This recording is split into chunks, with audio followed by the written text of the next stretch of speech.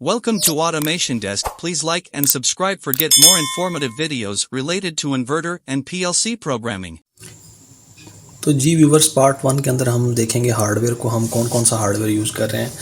ये PLC है हमारे पास जी 1412, और इसके साथ हमने PT100 मॉड्यूल 4 PT लगाया हुआ है जी, LX3V 4 PT, और ये हमने एक PT100 जो है इसके ऊपर कनेक्ट कर रखा है।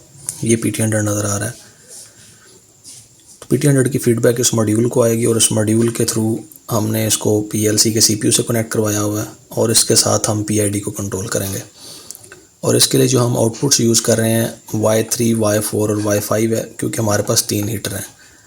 तो अभी हम चलते हैं PLC के प्रोग्राम की तरफ और वहाँ पे जाके देखते हैं कि प्रोग्राम इसका कैसे डिज़ाइन होना है। व्यूअर्स, आ चुके हैं हम PID के पोर्शन 2 की तरफ, जहाँ हमने फिज़िकली देखना है कि इसकी प्रोग्रामिंग जो है वो किस तरह से की जाती है।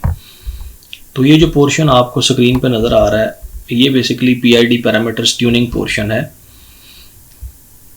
ये इसके अंदर 3 जो हैं वो मोस्ट इम्पोर्टेंट पैरामीटर्स हैं, KP, KI और KD।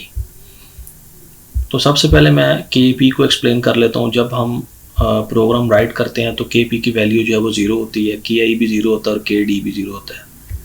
तो KP को किस मकसद के लिए इस्तेमाल किया जाता है? जब हमने सिस्टम को ट्यूनिंग करनी है तो हम सबसे पहले KP की वैल्यू आहिस्ता आहिस्ता बढ़ाएंगे, इसको 100, 200, 300 तक सेट करेंगे। फिर अगर इसको ऊपर भी लेके जाना पड़ता तो लेके जाएंगे। मैंने यहाँ पे 400 सेट किया हुआ है। KP की वैल्यू को आपने इस तरह से सेट करना है कि आपकी जो सिस्टम की ऑसिलेशन है वो कम से कम हो, यानी आपका जो सिस्टम है वो स्टेबिलिटी की तरफ चला जाए। जैसे ही आपने जो है वो अपने सिस्टम को ऑन करवाया और आपका जो हीटिंग वाला पोर्शन है उसमें हीटिंग जनरेट होना शुरू हो गई और आपके सेंसर ने हीटिंग को सेंस किया, तो इसके अंदर स्टेबिलिटी आ जानी चाहिए, ना ये ओवरशूट करे और ना ही जो है ये इसमें फ्लक्चुएशन होनी चाहिए कि हीटर आपका ऑन ऑफ हो। तो KP जो फर्स्ट पैरामीटर है, इससे आपने ऑसिलेशन को कंट्रोल करना है। उसके बाद है KI जो है ये एरर को मिनिमाइज करता है। तो KI की जो वैल्यू है, जो सेकंड स्टेप है हमारे पास, KI की वैल्यू भी आपने 20 या 30 से स्टार्ट करनी है, और मेरे पास ये 70 पे जाके एरर जो है वो मिनिमाइज हो गया और ये बिल्कुल ठीक काम कर रहा है। उसके बाद जो हमारे पास लास्ट पैरामीटर होता है वो KD है। ये ओवर शूटिंग का होता है, यानी आपका जो टेम्परेचर है वो ओवर शूट तो नहीं हो रहा। आपने फर्ज करें 100 सेट कर दिया या 150 सेट कर दिया, तो PID ने बेसिकली 150 के नियर अपनी कर्व जो है वो मेंटेन करनी है। अगर आपका टेम्परेचर ओवर शूट हो रहा है, ऊपर की तरफ जा रहा है, तो फिर आप KD के अंदर भी वैल्यूज़ डालेंगे। तो मेरे केस के अंदर मेरा जो PID है वो विदाउट वैल्यू डाले बिल्कुल ठीक काम कर रहा है, तो इसलिए मैंने यहाँ पे वैल्यू नहीं डाली। तो ये होगी जी 3 पैरामीटर्स की डिटेल, KP, KI और KD की। उसके बाद हमारे पास हैं 2 ब्लॉक्स, आउट लोअर लिमिट और out upper limit. Out lower limit जो है वो 0 सेट कर देंगे और आउट अपर लिमिट जो है ये 2000 सेट की हुई है।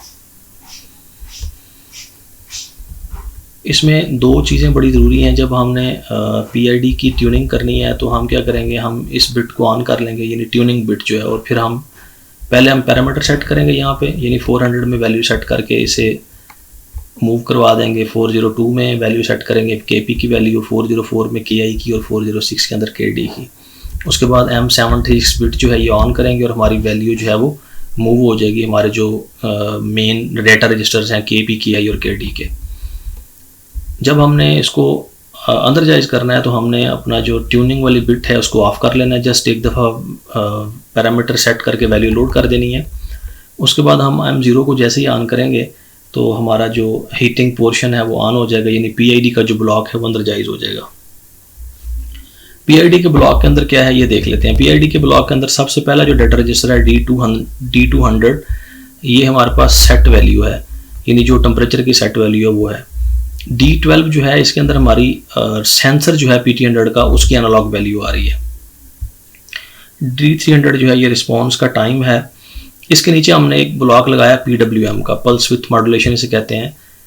तो होगा ये कि हमारा जो PID ब्लॉक है ये क्या करेगा, पल्स विथ मॉड्यूलेशन को यूज़ करते हुए हमारी जो Y3 आउटपुट है जिस पे हमारा हीटर कनेक्टेड है, इसको थोड़ी थोड़ी देर के लिए ऑन ऑफ करवाएगा, ताकि हमारा जो टेम्परेचर है वो नियर टू सेट वैल्यू रहे। यानी अगर हमने 150 सेट किया है तो वो 152, 153, 154, यानी उसकी कर्व जो है वो अपने सेट वैल्यू के नियर रहे। तो हीटर के लिए हमने 3 आउटपुट्स यूज़ किए हैं, Y3, Y4 और Y5। ये D12 का जो डेटा रजिस्टर है ये हमारे पास आ रहा है, ऊपर से PT100 हम यूज़ कर रहे हैं। ये देखें जी, ये हमने PT100 यूज़ किया हुआ है। D12 का डेटा रजिस्टर, ये PT100 की प्रोग्रामिंग है। PT100 हमने फिजिकली आपको दिखाया, हार्डवेयर नज़र आ रहा है कि हमारे जो हीटर्स हैं वो ऑन हो चुके हैं। ये देखें Y3, Y4 और Y5।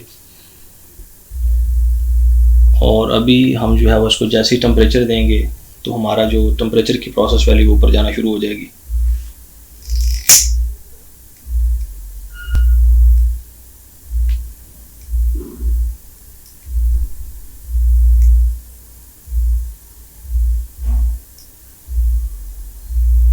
D12 जो है ये हमारा प्रोसेस वैल्यू का डाटा रजिस्टर है, यानी टेम्परेचर सेंसर से जो वैल्यू आ रही है। तो देखें टेम्परेचर हमारा आहिस्ता आहिस्ता ऊपर की तरफ जा रहा है। जैसे ही हमारे टेम्परेचर जो है वो 70 अबव हुआ तो क्या हुआ, हमारी जो आउटपुट है वो ऑफ हो गई है। तो ये देखें जी, PLC की आउटपुट्स हीटर जो है वो आपको ऑन ऑफ होते हुए नज़र आ रहे हैं। तो ये क्या कर रहा है, 70 सेट है और 73 जो है स्पेस ने इसे मेंटेन किया हुआ है। तो हो क्या रहा है कि हमारे हीटर्स को ये थोड़ा थोड़ा ऑन कर रहा है और उससे क्या हो रहा है कि टेम्परेचर हल्का हल्का ऊपर जा रहा है, फिर हीटर बंद हो जाता है, टेम्परेचर नीचे आ जाए। नहीं, इसने 70 डिग्री सेल्सियस के नियर नरे से मेंटेन रखना है।